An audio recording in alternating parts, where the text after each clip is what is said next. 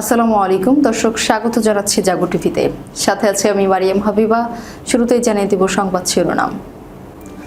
ইসরায়েলের যাত্রীবাহী বাসে বন্দুকধারীদের ভয়াবহ হামলা, গুলিতে ঝাঁঝরা ২৭ ইসরায়েলি। তিন বাহিনীর দ্বন্দ্ব, টুকরো টুকরো হতে যাচ্ছে উগ্র হিন্দুত্ববাদী মোদির ভারত, ভারতীয় সেনা প্রধানের এমন স্বীকারোক্তিতে তোলপাড়। ফের উগ্র হিন্দুত্ববাদী মোদির মাথায় ট্রাম্পের বজ্রাঘাত, আবারও ভারতের শুল্ক আরোপের প্রস্তুতি নিচ্ছে আমেরিকা। হাসিনার মতো হেলিকপ্টারে কাঠমান্ডু ছেড়ে পালালেন কেপি শর্মা, গন্তব্য কোথায়?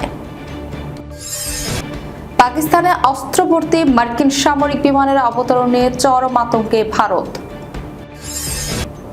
শক্তি বাড়ালো ভেনেজুয়েলা, এবার প্রস্তুত সশস্ত্র যুদ্ধের জন্য পাঠানো হলো ২৫,০০০ সেনা। পশ্চিম তীর দখলে মরিয়া ইসরায়েল, সৌদির লাল কার্ড। হুতি ড্রোন হামলায় কেঁপে উঠল ইসরায়েলের বিমানবন্দর, আকাশ সীমা বন্ধ, বিমানবন্দর অচল ঘোষণা। শুনছিলেন সংবাদ শিরোনাম, এবারে বিস্তারিত। ইসরায়েলের যাত্রীবাহী বাসে বন্দুকধারীদের ভয়াবহ হামলা, গুলিতে ঝাঁঝরা ২৭ ইসরায়েলি। টাইমস অফ ইসরায়েলের এক প্রতিবেদনে বলা হয়, ইসরায়েলের জেরুজালেমে একটি যাত্রীবাহী বাসে ভয়াবহ বন্দুক হামলার ঘটনা ঘটেছে। এতে অন্তত ৫ জন নিহত হয়েছেন, আহত হয়েছেন আরও অন্তত ২২ জন, যাদের মধ্যে ৫ জনের অবস্থা আশঙ্কাজনক বলে জানিয়েছে কর্তৃপক্ষ। স্থানীয় সময় সোমবার ৮ সেপ্টেম্বর রামুট জংশনের প্রবেশপথে এই হামলা হয়। ইসরায়েলের জরুরি সেবা সংস্থা মাগিন ডেভিড অ্যাডাম জানিয়েছে, একদল বন্দুকধারী বাসে উঠে যাত্রীদের উপর এলোপাতাড়ি গুলি চালায়। কর্তৃপক্ষ দাবি করেছে, হামলায় জড়িত ২ বন্দুকধারী নিহত হয়েছে। ঘটনার পরপরই জেরুজালেম শহরের সব প্রবেশ ও বের হওয়ার পথ বন্ধ করে দেয় নিরাপত্তা বাহিনী। এমটিএর প্যারামেডিক নাদাফ তায়েব জানান, আমরা খবর পাওয়ার সঙ্গে সঙ্গে ঘটনাস্থলে পৌঁছায়। তখন রাস্তায়, বাস স্টপে এবং ফুটপাতে রক্তাক্ত অবস্থায় বহু মানুষকে পড়ে থাকতে দেখি। ভয়াবহ ধ্বংসযজ্ঞের দৃশ্য ছিল সেটি। আহতদের স্থানীয় বিভিন্ন হাসপাতালে ভর্তি করা হয়েছে। ঘটনার পর পুরো এলাকা ঘিরে ফেলে অভিযান শুরু করেছে নিরাপত্তা বাহিনী। এদিকে ফিলিস্তিনি সশস্ত্র গোষ্ঠী হামাসের সামরিক শাখা এই হামলার দায় স্বীকার করেছে।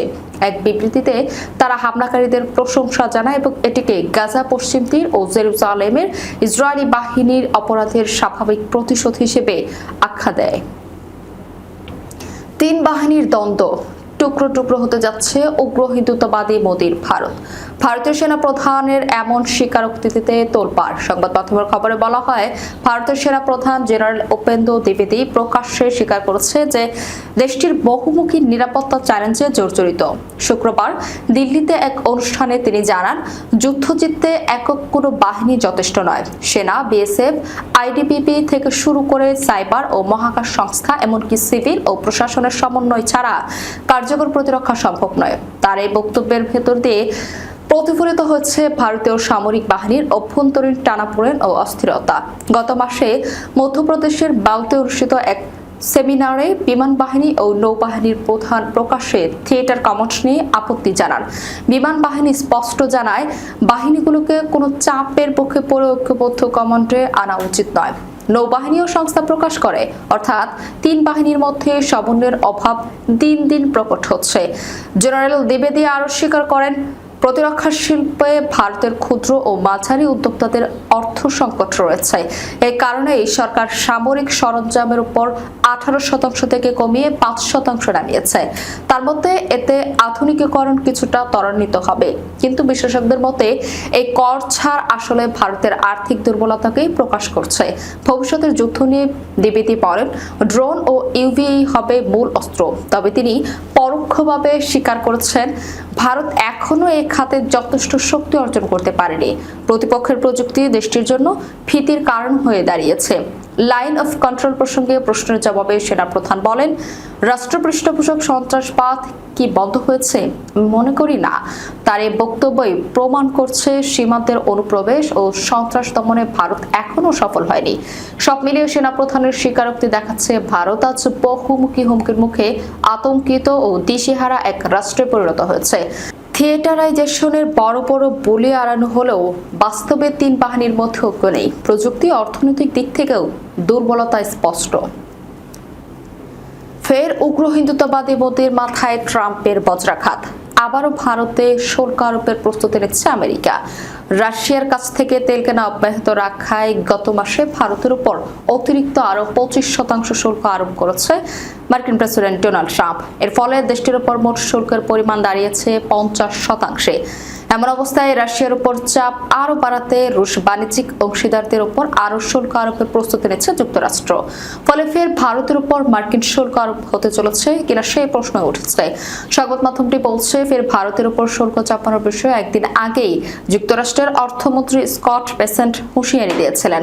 আর তার ঘণ্টা কয়েক পরই শুল্ক নিয়ে মার্কিন প্রেসিডেন্ট ডোনাল্ড ট্রাম্পকে প্রশ্ন করা হলে তিনি সংক্ষিপ্ত জবাবে বলেন, হ্যাঁ, আমি প্রস্তুত আরো শুল্ক চাপানোর জন্য।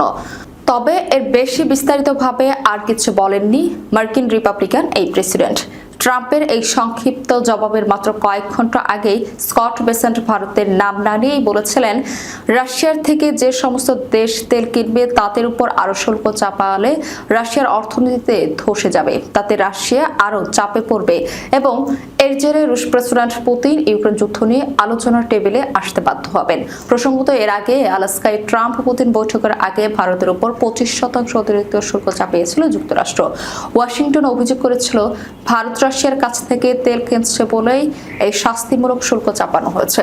কারণ ভারত রাশিয়ার কাছ থেকে তেল কিনছে বলেই পুতিন ইউক্রেন যুদ্ধ চালিয়ে যাওয়ার জন্য অর্থ পাচ্ছেন, সূত্র রয়টার্স। সরকার বিরোধী ব্যাপক বিক্ষোভের মুখে নেপালের সদ্য ক্ষমতাচ্যুত প্রধানমন্ত্রী কেপি শর্মা দেশ ছাড়ছেন। ইতিমধ্যেই রাজধানী কাঠমান্ডু থেকে দেশটির সেনাবাহিনীর একটি হেলিকপ্টার করে নিরাপদ গন্তব্যের দিকে রওনা দিয়েছেন তিনি। তবে তিনি কোন দেশের উদ্দেশ্যে যাত্রা করবেন তা এখনো স্পষ্ট নয়। মঙ্গলবার এক প্রতিবেদনে এ তথ্য জানিয়েছে ভারতীয় সংবাদ মাধ্যম এনডিটিভি। প্রতিবেদনে বলা হয়, বিক্ষোভ নিয়ন্ত্রণের বাইরে চলে যাওয়ার পর কেপি শর্মাকে ক্ষমতা ছাড়ার প্রস্তাব দেন দেশটির সেনা প্রধান অশোক রাজসিংদল। সে প্রস্তাবে রাজি হয়ে দেশ থেকে নিরাপদে চলে যাওয়ার জন্য সহায়তা চান কেপি শর্মা। এদিকে নেপালি সংবাদ মাধ্যমগুলো জানিয়েছে, চিকিৎসার কথা বলে কেপি শর্মা সংযুক্ত আরব আমিরাতের দুবাইতে যেতে পারেন। তার জন্য হিমালয়া এয়ারলাইন্সের একটি বিমান প্রস্তুত করে রাখা হয়েছে। এর আগে মঙ্গলবার সকাল থেকে কেপি শর্মা ওলির পদত্যাগের দাবিতে বিক্ষোভ শুরু হয়। পরিস্থিতি ক্রমে হাতের বাইরে চলে যাচ্ছিল। ছাত্ররা তার বাসভবনে আগুন ধরিয়ে দেন। এ সময় নেপালের প্রেসিডেন্টের বাসভবনেও আগুন ধরিয়ে দেওয়া হয়েছে। এছাড়া দেশটির একের পর এক নেতা মন্ত্রীর বাড়িতেও অগ্নিসংযোগের খবর আসতে থাকে। ফলে চাপের মুখে নতি স্বীকার করতে হয় কেপি শর্মা ওলিকে। অন্যদিকে সরকারের অন্যান্য মন্ত্রীদেরও তাদের বাসভবন থেকে হেলিকপ্টার করে সরিয়ে নিচ্ছে নেপালি সেনাবাহিনী। বেশ কয়েকজন মন্ত্রী এবং ঊর্ধ্বতন কর্মকর্তাদের বাড়িতে অগ্নিসংযোগ ও ভাঙচুরের ঘটনার পরপরই এই পদক্ষেপ নেয় সেনাবাহিনী। এছাড়াও সংসদ ভবন রক্ষায় সেনা মোতায়েন করা হয়েছে। পাশাপাশি উচ্চপদস্থ কর্মকর্তাদের সেনা ব্যারাকগুলোতেও নিরাপত্তা দেওয়া হচ্ছে, সূত্র বিবিসি। অপারেশন সিঁদুর এ ক্ষতিগ্রস্ত পাকিস্তানের বিমান ঘাঁটি নূর খানে মার্কিন সামরিক মালবাহী বিমানের অবতরণ ঘিরে তুঙ্গে উঠেছে জল্পনা। দিল্লির সন্দেহ ত্রাণ সামগ্রী আড়ালে মার্কিন সামরিক বিমানগুলো বয়ে এনেছে অত্যাধুনিক সমরাস্ত্র। অপারেশন সিঁদুর এই ভারতীয় ক্ষেপণাস্ত্র হামলার নূর খান ঘাঁটিটি ক্ষতিগ্রস্ত হয়েছিল। তারপর থেকে গত 3 মাস বন্ধ ছিল। এই অবস্থায় নূর খান আমেরিকার সামরিক বিমানের আনাগোনায় উঠেছে একাধিক প্রশ্ন। ইসলামাবাদের হাত ধরে ফের কোন ষড়যন্ত্র নেমেছে ওয়াশিংটন? বিপদের আশঙ্কায় প্রতিবেশীর উপর কড়া নজর রাখছে নয়াদিল্লি। 6 সেপ্টেম্বর নূর খান বিমান ঘাঁটিতে মার্কিন বিমান বাহিনীর একাধিক সামরিক বিমান অবতরণের ছবি প্রকাশ্যে আসতেই শুরু হয় হইচই। যুক্তরাষ্ট্রের বিমান প্রস্তুতকারী সংস্থা বোয়িং এর তৈরি C-17 গ্লোবাস্টার নামের মালবাহী উড়োজাহাজগুলোতেও দেখাতে নামতে দেখা যায়। পরে যুক্তরাষ্ট্রের তরফে জানানো হয়, বন্যা কবলিত পাকিস্তানের জন্য বিপুল পরিমাণে ত্রাণ সামগ্রী নিয়ে গিয়েছিল ওইসব বিমান। কৃতজ্ঞতা স্বীকার করে পাল্টা প্রতিক্রিয়া দেন রাওয়ালপিন্ডির সেনা জেনারেলরা। কিন্তু তারপরেও বিষয়টি নিয়ে আতঙ্কে আছে ভারত। স্থানীয় গণমাধ্যমগুলোর প্রতিবেদন অনুযায়ী সংশ্লিষ্ট সামরিক মালবাহী বিমানগুলোতে কুয়েত ঘুরে রাওয়ালপিন্ডি সংলগ্ন নূর খানে অবতরণ করে। এগুলোর নিয়ন্ত্রণ রয়েছে যুক্তরাষ্ট্রের সেন্ট্রাল কমান্ডের হাতে। তাৎপর্যপূর্ণ বিষয় হলো, বন্যার ত্রাণবাহী পাকিস্তান সেনাবাহিনীর 3 তারা যুক্ত অফিসারদের হাতে তুলে দেন সমমর্যাদার মার্কিন জেনারেলরা C-17 গ্লোবাস্টার এর সামনে দাঁড়িয়েও ছবি তোলেন তারা। এই রকমের মোট 6টি বিমান আসার কথা রয়েছে বলে জানিয়েছে ইসলামাবাদের আন্তঃবাহিনী জনসংযোগ দপ্তর বা ISPR। নূর খান ঘাঁটিতে সামরিক মালবাহী বিমান অবতরণের পর এক সেন্টেল একটি পোস্ট করে পাকিস্তানের মার্কিন দূতাবাস। সেখানে বলা হচ্ছে, বন্যা দুর্গতদের জন্য ত্রাণ চেয়ে আমাদের কাছে অনুরোধ করেছিল পাকিস্তান। সে অর্জিত অনুযায়ী সামরিক মালবাহী বিমানে প্রয়োজনীয় সামগ্রী পাঠানো হয়েছে। নূর খান ঘাঁটিতে পণ্য ইসলামাবাদের হাতে তুলে দিয়েছেন চ্যারিটি অ্যাফেয়ার্স নেটলি বেকার। পাশাপাশি বিধ্বংসী বন্যায় বিপর্যস্ত পাকিস্তানের নাগরিকদের জন্য গভীর সমবেদনাও জানিয়েছেন তিনি। ভারতের সাবেক সেনা কর্মকর্তাদের একাংশ অবশ্য সামরিক মালবাহী বিমানে ত্রাণ সামগ্রী সরবরাহের তথ্য মানতে নারাজ। তাদের আশঙ্কা, ত্রাণের আড়ালে অত্যাধুনিক হাতিয়ার পাকিস্তান সেনাবাহিনীর হাতে তুলে দিতে পারে আমেরিকা। প্রতিরক্ষা বিশ্লেষকদের প্রশ্ন, বন্যা দুর্গতদের জন্য যুক্তরাষ্ট্রের কাছে কেন সাহায্য চাইল পাক সেনা? ইসলামাবাদের সরকার বা প্রধানমন্ত্রী শাহবাজ শরীফ আমেরিকার কাছে অনুরোধ পাঠাতেই পারতেন। দ্বিতীয়ত, ত্রাণ সামগ্রী নিয়ে লাহোর বা ইসলামাবাদের বিমানবন্দর অবতরণে কোনো অসুবিধা ছিল না ওয়াশিংটনের C-17 গ্লোবাস্টার এর। কিন্তু সেটা না করে বেছে নেওয়া হলো নূর খানের মতো বিমান বাহিনীর ঘাঁটি। তৃতীয়ত, সামরিক বিমান থেকে ত্রাণ সামগ্রী গ্রহণের সময় পাক সরকারের কোনো বেসামরিক কর্মকর্তাকে নূর খান দেখতে পাওয়া যায়নি। ভেনেজুয়েলার সঙ্গে আমেরিকার উত্তেজনা ক্রমশ বাড়ছে। আমেরিকা অঞ্চলের কুখ্যাত মাদক পাচারকারী গ্যাংগুলোকে ভেনেজুয়েলার সরকার সহযোগিতা করছে এমন অভিযোগ তুলে যুক্তরাষ্ট্র ক্যারিবিয়ান সাগরে সেনা মোতায়েন করেছে। এর জবাবে ভেনেজুয়েলার প্রেসিডেন্ট নিকোলাস মাদুরো তার দেশের সামরিক বাহিনীর পাশাপাশি 45 লাখ আধা সামরিক মিলিশিয়াকে যুদ্ধের জন্য প্রস্তুত থাকার নির্দেশ দিয়েছেন। মাদুরো ঘোষণা করেছেন যে মাদক পাচার ঠেকাতে দেশের সীমান্ত ও উপকূলীয় অঞ্চলে বড় পরিসরে সেনা মোতায়েন করা হয়েছে। অন্যদিকে আমেরিকা অভিযোগ করেছে যে মাদুরো এবং তার সরকারের শীর্ষ কর্মকর্তারাই মাদক ব্যবসার সঙ্গে জড়িত। মাদুরো এই অভিযোগকে মিথ্যা বলে উড়িয়ে দিয়েছেন এবং ট্রাম্প প্রশাসনের বিরুদ্ধে তাকে ক্ষমতা থেকে সরানোর জন্য মিথ্যা অভিযোগের ষড়যন্ত্র করার দাবি করেছেন। দুই দেশের এই পাল্টাপাল্টি অবস্থানের কারণে ক্যারিবিয়ান সাগরে একটি বড় যুদ্ধের আশঙ্কা তৈরি হচ্ছে। ভেনেজুয়েলার প্রতিরক্ষা মন্ত্রী ভ্লাদিমির পেড্রোইনো জানিয়েছেন, আমেরিকার সম্ভাব্য সব হুমকির মোকাবেলায় প্রস্তুত হিসেবে কলম্বিয়ার সংলগ্ন পশ্চিমাঞ্চলীয় প্রদেশ তাচিরা এবং জুলিয়ায় 25,000 সেনা মোতায়েন করা হচ্ছে। বর্তমান সেনারা অবৈধ কোকা চাষ বন্ধ করতে এবং মাদক পাচারকারীদের চোরাচালান ঠেকাতে ব্যাপক অভিযান চালাচ্ছে। মার্কিন প্রেসিডেন্ট ডোনাল্ড ট্রাম্প অভিযোগ করেছে যে মাদুরো সরকার মাদক পাচারকারীদের সব ধরনের সহায়তা দিচ্ছে।